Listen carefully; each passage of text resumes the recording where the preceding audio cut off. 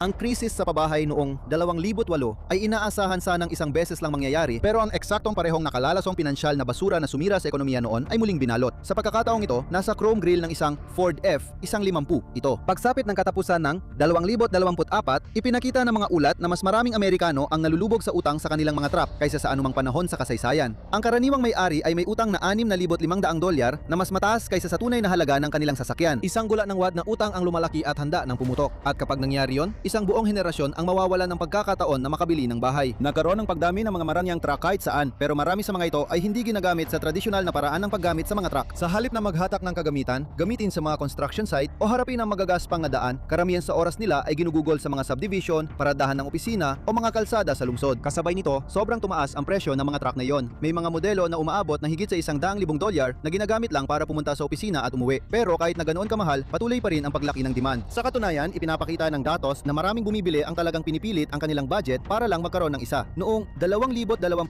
ayon sa mga ulat mula sa Edmunds, mahigit 40% ng malalaking truck na yon ay may buwanang hulog na lagpas $1,000, $1,000 at nakakagulat, maraming bumibili ang tila hindi ito nakikita bilang problema. Sa katunayan, madalas mag-viral ang mga video kung saan pinag-uusapan ng mga may-ari ang kanilang nakakagulat na buwanang hulog, minsan pa nga ay ipinagmamalaki pa nila ito. Isang driver ang nakatanggap ng libu-libong komento matapos niyang banggitin ang buwanang hulog para sa GMC Sierra 1,000 at 584 pickup truck ng kanyang asawa ay $1,600. Iyon ay kulang na lang ng $500 kumpara sa karaniwang buwanang bayad sa mortgage sa US. Literal na hindi na kaya ng mga tao. Ipinapakita ng mga dokumento na nakakabahala ang bilang ng mga truck owner na may negatibong equity ngayon. Mas malaki pa ang utang nila sa kanilang mga sasakyan kaysa sa tunay na halaga ng mga ito. Sinasabi ng mga insider sa industriya ng sasakyan na maaaring bumaba ng hanggang 20% ang halaga ng isang bagong sasakyan sa unang taon pa lang. Mas malala pa ito para sa mga luxury car. Para sa mga bumibili na hindi sapat ang down payment at napipilitang mag-finance na matagal na panahon, kahit na 4 na digit ang buwanang hulog nila, nauuwi pa rin sila sa pagkakautang o nalulubog sa utang sa kanilang mga loan. Noong huling bahagi ng 2024, umabot na sa epidemic na antas ang crisis ng negative equity na umaabot sa $6,000 kada karaniwang tao. Sapat na yon para makabili ng maayos na second-hand na Honda Civic ng buo. Ayon sa mga source, isa sa bawat 5 trade-in ng sasakyan na may negative equity ay lugi ng $10,000, $10,000 o higit pa. Ang bilang ng mga taong nagtitrade-in ng sasakyan na may negative equity ay sumabog din mula 15.5% noong 2022 hanggang 24.2% noong 2024. Ang kanilang makikintab na bagong truck ay parang isang bomba na anumang oras pwedeng sumabog. Para sa maraming driver, sumabog na ang bombang yon. Napupuno na ang mga loteng pinaglalagyan ng mga binawing sasakyan ng libu-libong 70,000 King Ranch. Ipinapakita ng datos mula sa Cox Automotive na tumaas ng 43% ang bilang ng mga binawing sasakyan mula 2022 hanggang 2024. Sa buong US, humigit kumulang 3 milyong sasakyan ang binawi ng nagpautang noong 2025. Palatandaan ito na para sa ilang Amerikano, hindi na kayang panindigan ang gastos ng pagpapakitang tao. Pero paano nga ba lumala ng ganito ang problemang ito? Marami bang tao ang bigla na lang gumawa ng mga desisyong hindi makatuwiran sa pananalapi? Mas komplikado at masama ang dahilan. Hindi ito resulta ng individual na katangahan, kundi isang sinadyang, sistematikong pagkabigo na pinalala pa ng kasakiman. Ang dekada mula 2012 hanggang 2020 ay panahon ng murang pera at 0% na interest rates. Pinanatili ng the Fed ang mababang interest rates para pasiglahin ang muling pagbangon ng ekonomiya. Nagresulta ito sa mababang interest rates sa mga car loan. Para sa marami, naging parang libreng pera na lang ang mga loan dahil ang interest rates noong karamihan ng dekada 2010 ay nasa 4% lang o mas mababa pa. Hanggang bandang 2022, doon nagsimulang tumaas ng husto ang rates, halos umabot sa 8% para sa mga bagong kotse. Ayon sa ulat ng Experian, noong huling bahagi ng 2025, ang average na interest rate para sa mga bagong car loan ay umabot na sa 6.37% habang ang average na interest rate para sa mga second-hand na car loan ay umabot sa 11.26%. Nalaman namin na mas nakakatakot pa ang mga karanasan ng mga consumer pagdating sa mga truck at SUV. Isang consumer, si Melissa Dickerson, ang nagkwento kung paano siya nauwi sa buwanang bayad na $1,000, 1,000 at 100 matapos maaksidente ang kanyang anak. Hanggang sa puntong yon, nagbabayad siya ng humigit kumulang $400 kada buwan para sa katulad na sasakyan. Ang bagong loan ay may interest rate na halos 15%.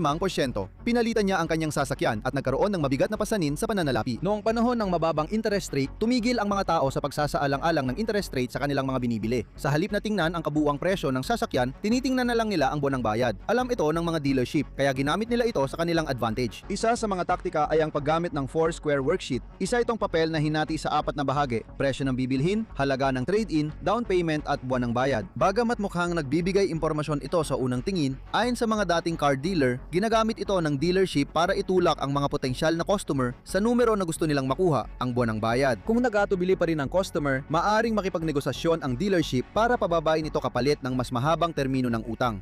mas malaki ang nagiging kabuuang bayad ng mga customer. Kapag nakatuon ang mga dealership sa buwanang bayad, maaari rin nilang isama ang mga dagdag na bayarin para maitago ang mas mataas na interest rate kaysa sa dapat mong makuha. At mahaba na talaga ang mga termino ng utang ngayon. Noong kalagitnaan ng 2023, 64 at kalahating porsyento ng mga bumibili na may bayad na higit sa $1,000 ay may mga utang na tumatagal ng 67 hanggang 84 na buwan. Mahaba talaga. Mas mahaba pa yan kaysa sa pagsasama ng pagkuha ng bachelor's at master's degree. Isa sa pinakamasamang taktika ay ang pagsasamantala sa negative equity para lalo kang malubog sa utang. Kung ipapalit mo ang kotse mo na may negative equity, pwedeng ialok ng mga dealership na bayaran ito para sa'yo kung bibili ka ng kotse mula sa kanila. Pero minsan, isasama lang nila yon sa bagong loan ng customer o kukunin mula sa down payment nang hindi malinaw na nilalagay sa kontrata. Nauwi sa pagbabayad ng mas mataas na interes ang mga customer dahil mas mataas pa ang principal nang hindi nila lubos na namamalayan. Nang matutunan ng industriya na kaya nilang magbenta ng mas mamahaling sasakyan sa pamamagitan ng financing, may nagbago. Unti-unting nawala ang mga abot kayang kotse. Kung ang mga bumibili ay namimili base sa buwanang bayad, bakit pa sila gagawa ng mas murang sasakyan? Ang Big Three, Ford Motor Company, General Motors at Stellantis ay halos tumigil na sa paggawa ng mga work truck na nagkakahalaga ng $25,000 na dati gulugod ng industriya ng sasakyan sa Amerika. Ang simple, ang mga abot kayang pick-up na pinagkakatiwalaan ng mga tao sa loob ng maraming dekada ay unti-unting nawawala.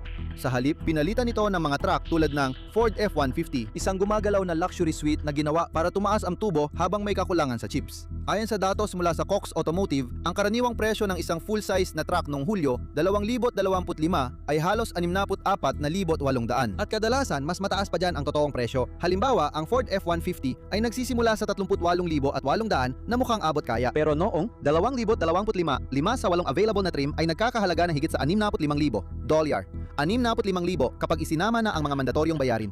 Bahagi ng malaking pagtaas ng presyo sa mga truck ay refleksyon ng pangkalahatang pagtaas ng presyo ng mga sasakyan. Mula 1,900 at 99 hanggang 2,019, tumaas ang presyo ng mga kotse ng kabuuang 2.3%. Pero sa loob lang ng 6 na taon pagkatapos noon, mula 2019 hanggang 2025, tumaas ang presyo ng 23%, 10 beses na mas mataas. Mas malala pa ang merkado ng mga luxury na truck. Sobrang tumaas ang mga presyo at alam ng mga gumagawa ng sasakyan na kaya nilang itaas pa ito dahil sa sobrang taas ng demand, lalo na sa US. Ang merkado ng pickup truck sa US ay bumubuo ng 37% ng pandaigdigang demand. Noong 2024 lang, bumili ang mga mamimili sa US ng 4.1 milyong pickup truck, 12% na pagtaas kumpara sa nakaraang taon. Katumbas ito ng bawat residente sa Los Angeles na bumibili ng pickup truck sa parehong taon. Para sa karamihan ng tao, ang mga fully loaded at sobrang mahal na truck na ito ay hindi naman talaga kailangan. Ipinapakita ng mga datos na 35% ng mga may-ari ng Ford F-150 ay ginagamit lang ang kanilang truck para maghakot ng isang beses sa isang taon o mas madalang pa. 3/4 ng mga may-ari na ito ay humihila ng gamit-gamit ang kanilang truck ng isang beses sa isang taon o mas madalang pa. At 30% lang ang gumagamit ng truck nila sa off-road ng higit sa isang beses sa isang taon. Parang bumili ka ng $1,000 at $200 na deep sea diving suit at ginagamit mo lang ito sa araw-araw na paliligo. Karamihan sa mga may-ari ng luxury truck ay hindi naman talaga kailangan ng truck. Kahit anong sedan o crossover ay sapat na para sa 79% ng kanilang pangangailangan, kung hindi man lahat, at mas mura pa ang presyo. Ang pagtanggi ng mga may-ari na madumihan ang kanilang sasakyan ang nagbigay dito ng palayaw na pavement princesses. Pero ang mga gumagawa ng sasakyan ay mas mabilis pa ngayon sa paglabas ng mga pinakamamahaling trim ng mga truck na ito habang binabawasan naman nila ang supply ng mga base model na truck.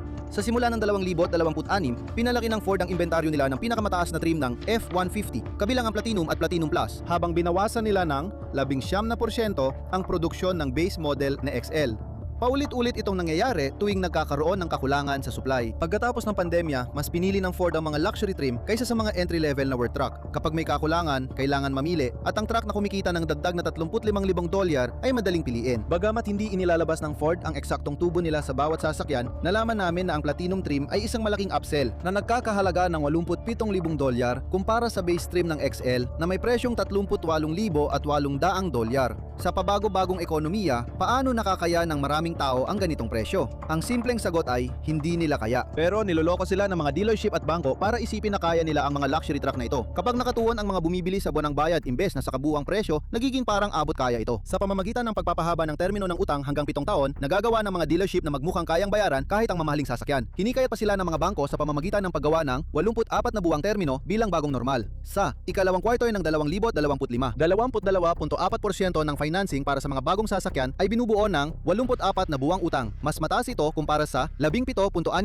noong nakaraang taon. Kahit na lumitaw ang mga ganitong termino ng utang noong kalagitnaan ng dekada, 80, bihira itong gamitin sa loob ng mga dekada. Matindi itong binatikos ng industriya ng sasakyan bilang halos hindi ethical. Noong 2015 lang, may mga source na nagsabing si John Mendel, ang sales chief ng Honda sa US, ay nagsabing ang 84 na buwang utang ay quote katangahan, hindi lang para sa amin kundi para sa buong industriya. Kaya naman, kahit noong 2018, porsyento lang ng mga bagong car loan ang may ganoong kahabang termino. Sa 2026, ginagamit na ito para pundohan ang mahigit 1/5 ng mga bagong sasakyan. Pati ang Honda ay sumuko noong 2022 at nagsimulang mag-alok ng 7 taong loan sa kanilang mga customer. Nagbago ng pananaw ang mga gumagawa ng sasakyan dahil napagtanto nilang ito lang ang paraan para maibenta ang mga sasakyang lalong hindi na kayang bilhin ng mga mamimili. Mukhang hindi na talaga pinag-isipan ang paraan para makapagbenta ng abot kayang sasakyan. Ang problema sa 84 na buwang loan term ay halos siguradong magkakaroon ka ng negatibong equity lalo na sa mga luxury truck. Sa simula, gumana ang ganitong loan term dahil sa laganap na paniniwala sa US na mas napapanatili ng mga truck ang halaga nila kaysa sa ibang sasakyan. Bagamat maaaring totoo ito noon para sa matitibay at praktikal na truck na tumulong sa mga tao na magtayo at magpalago ng negosyo, malayo na ito sa katotohanan ngayon. Sa katunayan, ang Ford F-150 Platinum at GMC Denali ay nakakaranas ng nakakagulat na 25 hanggang 30% na pagbaba ng halaga taon-taon. Ang mga long-term na car loan ay nagiging tahimik na umuubos ng yaman sa US. Ang isang Ford Platinum na nagkakahalaga ng humigit kumulang 87,000 sa retail ay maaaring mawala ng halos kalahati ng halaga nito sa loob ng 5 taon. Sa katunayan, karamihan ng pagbaba ng halaga ay nangyayari sa unang 3 taon at ito ay direktang nagdudulot ng negative equity. Nagbibigay ng paunang bayad ng isang customer at utang lang ng $80,000 mula sa halaga ng Platinum. Maganda ang kanilang credit kaya nakakakuha sila ng 7% interest rate. Ibig sabihin, magbabayad sila ng halos $21,000 at $400 na interes sa susunod na 7 taon. Para lang sa dagdag na ilang libong dolyar, pwede na sana silang bumili ng practical na 2026 Toyota Corolla gamit lang ang interes mula sa kanilang Ford Platinum. Kahit pagkatapos ng paunang bayad na 7,000, may natitira pa silang 100 at $1,400 na kailangang bayaran para sa kanilang luxury truck. Sa kasamaang palad, makalipas ang 3 taon, ang halaga ng kanilang truck ay 43,500 na lang. Kahit pa nabayaran mo ng buo at tama sa oras ang lahat ng hulog, may natitira ka pang 50,000 at $400 na kailangang bayaran na nagreresulta sa halos $7,000 na negatibong equity. Hindi rin eksepsyon ang F-150. Mula 2021 hanggang 2026, ang Chevrolet Silverado 1500 at GMC Sierra ay bumaba rin ng halaga ng 42%. At kung susubukan mong ibenta ang mga truck na yon, bumagsak na ang secondary market dahil unti-unti nang lumalayo ang mga mamimili sa mga truck, bahagi na rin ng mas mataas na gastusin sa pamumuhay at presyo ng gasolina. Ayon sa mga ulat noong unang bahagi ng 2026, may 3% pagbaba sa mga taong naniniwalang SUV o truck ang kanilang susunod na sasakyan. Dahil dito, napunta sa sitwasyon ang mga mamimili kung saan sila ay naipit sa paulit-ulit na pagtaas ng utang na may mga ari-ariang mas mababa ang halaga kaysa sa utang at walang malinaw na paraan para makalis. Nagsimula na ang mga epekto nito. Nakita namin sa mga ulat mula sa Moody's na 30%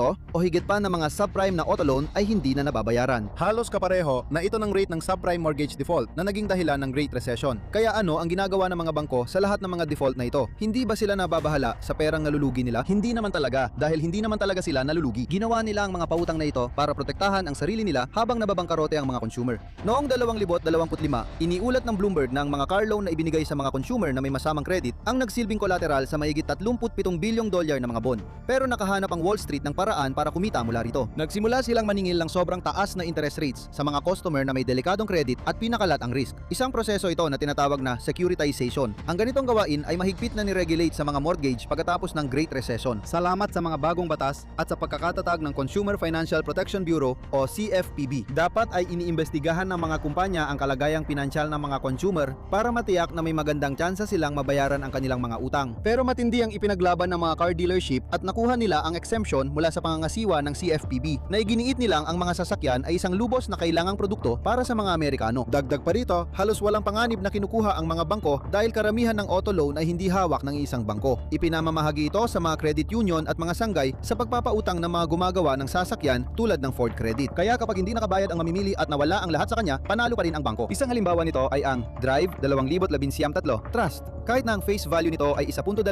bilyong, may dagdag pang $344 na milyong.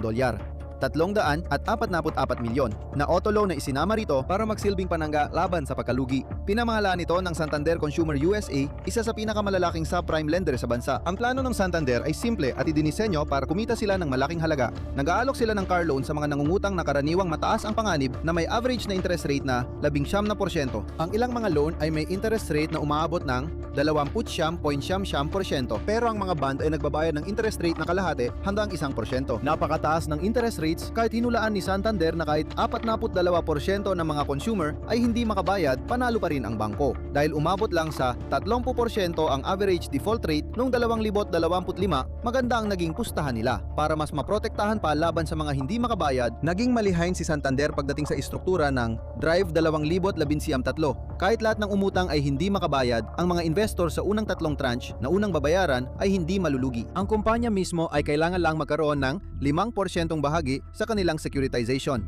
Sa kasong ito, dolyar 71 milyon ng sarili nilang pera. Kung sakaling magkaroon ng napakaraming hindi makabayad, sila ang huling mababayaran. Pero kung ang mga hindi makabayad ay umabot lang sa inaasang mataas na porsyento o mas mababa pa, makakakuha sila ng malaking bahagi ng natitirang pera. Sa katunayan, ayon sa mga ulat mula sa SP Global Ratings, kahit na umabot sa 60% ng mga nanggutang ang hindi makabayad, mababayaran pa rin ang bawat senior bondholder. Ayon sa isang source mula sa isang pribadong investment bank, maaari mong isipin na ito ay parang isang bomb shelter na ginawa para sa isang nuclear blast. Hindi pa kasama rito ang teknolohiya ng GPS at pagsubaybay sa plaka ng sasakyan ay nagpadali sa paghahanap, pagrepossess at muling pagbebenta ng mga sasakyang hindi nabayaran ng kanilang mga may-ari. Ang pera mula sa mga bentang yon ay diretso sa mga account ng mga bondholder. Ayon sa mga pahayag mula sa National Automotive Finance Association, ang mga subprime loan na ito ay nilalayong tumulong sa mga consumer. Kung hindi, ang mga taong walang magandang credit ay hindi makakakuha ng transportasyon sa isang bansang labis na umaasa sa sasakyan tulad ng US. Hindi sumasang-ayon ang mga eksperto sa industriya. Isang propesor ng batas at dating miyembro ng CFPB ang nagsabi, ang merkado na ito ay nakaayos para kumita ng pera kahit na maaring sinasamantala nito ang mga nangungutang. At yan mismo ang nangyari sa Drive 2013. Nang ito ay natapos, 25% ng perang inutang ay hindi pa nababayaran